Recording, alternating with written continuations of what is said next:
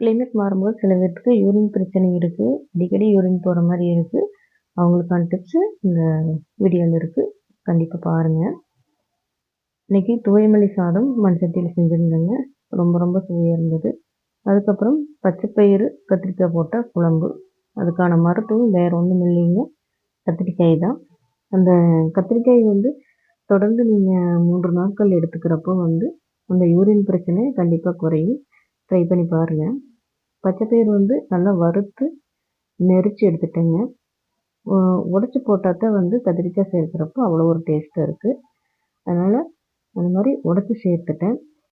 இதுதான் வாழைக்காய் வறுவல் செஞ்சிருந்தேங்க. வாழைக்காய நல்லா பொடி பொடியா நறுக்கி தண்ணீல சேர்த்துட்டு, தண்ணீலேருந்து வடிச்சு நீட்டா எடுத்து வச்சுட்டு, அதுக்கான ஒரு பேஸ்ட் ஒண்ணு அரைச்சுக்கலாங்க. இஞ்சி, பூண்டு, தனி மிளகாத்தூள், உப்பு சேர்த்து நல்லா அரைச்சு, இந்த வாழைக்காயில தடவி வச்சுட்டு, சித்த நேரம் நல்லா காஞ்சதுக்கப்புறம், நம்ம தோசைக்கல்ல போட்டு மொறுமொறுன்னு பொரிச்சு எடுத்துக்கலாங்க. தோசைக்கல்ல போட்டு எடுக்கிறப்போ வந்து, அ தீ வந்து ரொம்ப ஸ்லோவா வச்சுக்கணும்.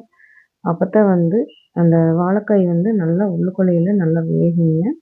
வாழைக்காய் போட்டு நல்லா மூடி வச்சுரணுங்க. கப்புன்னு மூடி வைக்கும்போது மேலேயுமே நம்மளுக்கு கொஞ்சம் வெந்துரும்.